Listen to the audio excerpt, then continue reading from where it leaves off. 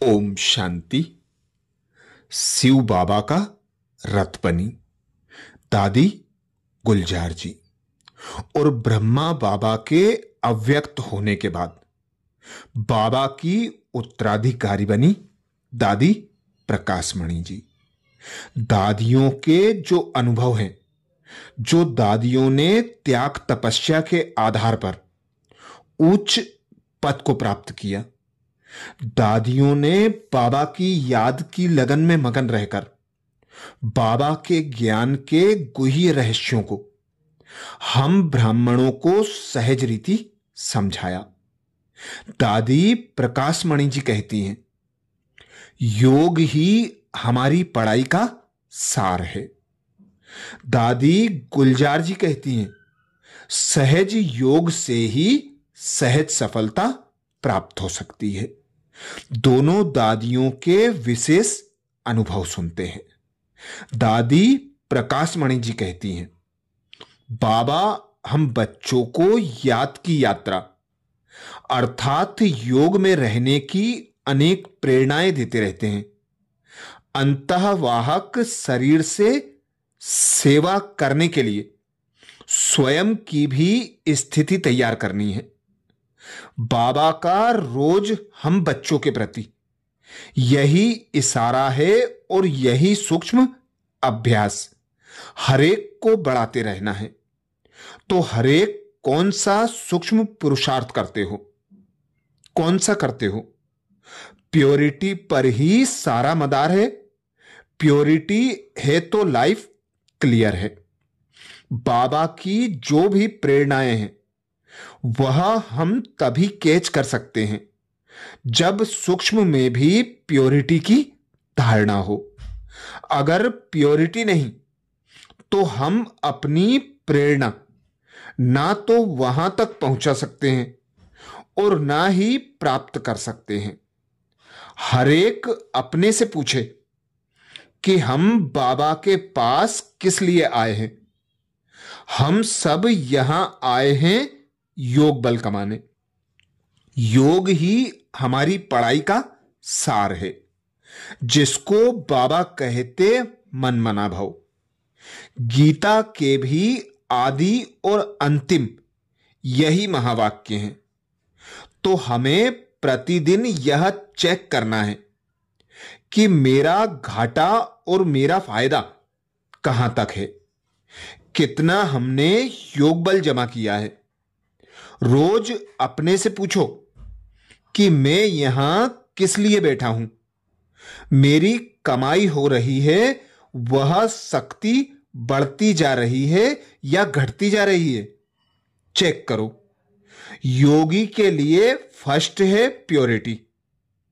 तो प्योरिटी की सब्जेक्ट में कितनी मार्क्स हमने जमा की है, चेक करना है कि योग के बीच कोई विघ्न तो नहीं आता।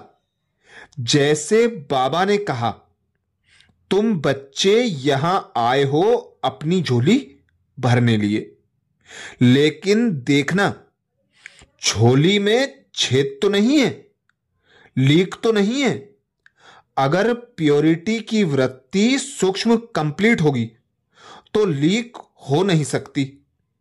इसके लिए सदैव भाई भाई की स्नेह वृत्ति चाहिए।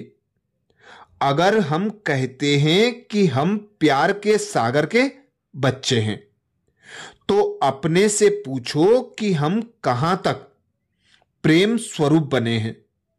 हम आत्मा स्नेह स्वरूप हैं। अगर स्नेह की सब्जेक्ट में जरा सी लीकेज होगी तो बाप से स्नेह की लाइन टूट जाएगी। स्नेह की लाइन आपस में भी टूटी तो अंदर वह ठक ठक करती रहेगी। फिर योग की व स्नेह स्वरूप की अनुभूति हो नहीं सकती। बाबा ने जो दिया है ज्ञान, प्यार और शक्तियां, उन सबका रिटर्न दो और रिटर्न अर्थात वापस चलने की तैयारी करो। इसके लिए मुख्य है समेटने की शक्ति। अब इस शक्ति की परसेंटेज को बढ़ाओ। योग का चार्ट बढ़ाते बढ़ाते हमें कर्मातीत बनना है। तो अपने से पूछो, कर्मातीत बनने के लिए हमारे सारे हिसाब किताब चुकतू हो गए हैं? हो गए हैं चुकतू हिसाब किताब। कोई भी पंछी किसी भी घड़ी उड़ सकता है। इस श्वास का कोई भरोसा नहीं है, इसलिए हमेशा अपना खाता कंप्लीट रखना है। बाबा हम बच्चों के तकदीर की जितनी महिमा करता है, उतना हमें भी दिन रात यही योग कमाने की फिक्र रहती है या अलबेले रहते हैं। अगर योग का अनुभव होगा तो अतीन्द्रिय सुख में मस्त रहेंगे। कर्म तो करना ही है। लौकिक में भी कर्म करते हैं और अलौकिक में भी कर्म करते हैं, परंतु अंतर क्या है? कर्म में रहते योग का चार्ट बढ़ाना। अगर हमारे योग का चार्ट ठीक है तो हम अपने पुरुषार्थ से सदा संतुष्ट रहेंगे। नहीं तो कहेंगे चल तो रहे हैं, निभा तो रहे हैं, उस मस्ती से नहीं बोलेंगे। तो खुद से पूछना है कि मेरी चढ़ती कला कहां तक है, उसमें कोई लीकेज तो नहीं है। बाबा जो ज्ञान के गुह्य रहस्य समझाता है, उन रहस्यों को अच्छी रीति सुनकर समझकर उसका स्वरूप बनेंगे तो सहज ही योग युक्त स्थिति बन जाएगी। ऐसे ही दादी गुलजार जी कहती हैं, सहज सफलता का आधार सहज योग। दुनिया में ऋषि मुनियों ने परमात्मा की एक झलक के लिए अपने संपूर्ण जीवन को लौकिक कार्यों से अलग रख उसकी प्राप्ति में लगाया। वैसे ही तपस्या हमारे ब्राह्मण जीवन की भी एक विशेषता है। इसी तपस्या को हम सहज योग कहते हैं। हमने देखा कि तपस्या शक्तिशाली भी है तो सहज भी है। तो पहले हम अपने आप से पूछें कि सचमुच हम जो कहते हैं सहज योगी, वह सहज अनुभव होता है? होता है अनुभव? जब कोई बात होती है तब योग में युद्ध चलती है तो क्या वह सहज योग हुआ? जब कोई बात होती है तब योग में युद्ध चलती है तो क्या वह सहज योग हुआ? चेक करो। ब्राह्मण जीवन में चेक करना है कि क्या मैं सदा योगी जीवन में रहता हूं या कभी योगी जीवन में, कभी योद्धे जीवन में। योग माना बाबा की याद निरंतर। निरंतर नहीं है तो योगी जीवन नहीं कहा जाएगा। योग लगाने वाला कह सकते हैं, योगी जीवन वाला नहीं। जब तक शरीर में है तब तक जीवन में है। ऐसे नहीं कहेंगे कि 1 घंटा जीवन नहीं है, बाकी जीवन है। तो योगी का अर्थ यही है कि निरंतर हमारा योग सहज रहे। योग सहज तब हो सकता है, तपस्या तब सफल हो सकती है जब हमारा परमात्मा से सच्चा प्यार है। बाबा का हमसे प्यार है, उसका सबूत है जब कोई परिस्थिति आती है और दिल से बाबा को याद करते हैं तो बाबा उसी समय प्रत्यक्ष फल देता है। बाबा का प्यार हमसे है, लेकिन हमारा भी इतना ही प्यार बाबा से है। चेक करना है। प्यार ऐसी चीज होती है जो उसकी याद भुलाना भी मुश्किल होता है। हमारे एक से ही सर्व संबंध है, लेकिन इसलिए याद सहज है। बाबा से हमारे सर्व संबंध हैं, इसलिए याद सहज है। अगर एक भी संबंध हमारा बाबा से कम है तो निरंतर योग कभी नहीं रह सकता।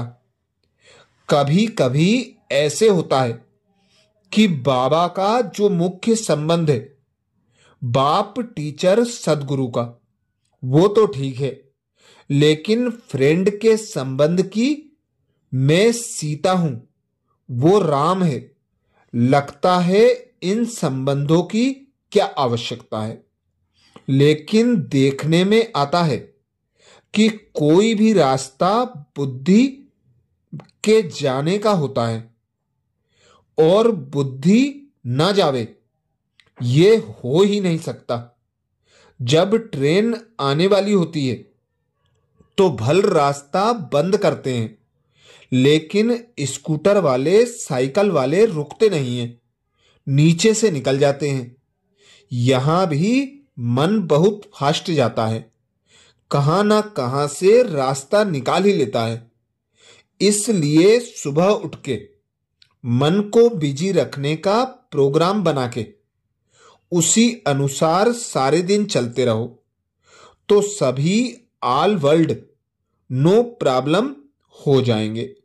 समस्याओं से स्वयं को भी मुक्त रखेंगे और दूसरों को भी निर्विघ्न बना सकेंगे। तो जितना जितना सहज योग होगा, निरंतर योग होगा, उतनी तपस्या में सहज और स्वतः सफलता प्राप्त होती रहेगी। अच्छा, ये विशेष दादी जी के महावाक्य हम ब्राह्मणों को संपूर्ण संपन्न बनाने के लिए दादियों ने सुनाए थे। ऐसे ही और विशेष दादियों के महावाक्यों के लिए दादी के प्लेलिस्ट में जाकर सुन सकते हैं। यह वीडियो ज्यादा से ज्यादा बीके भाई बहनों को शेयर करने की सेवा करें और बाबा के चैनल को सब्सक्राइब करें। अच्छा, ओम शांति।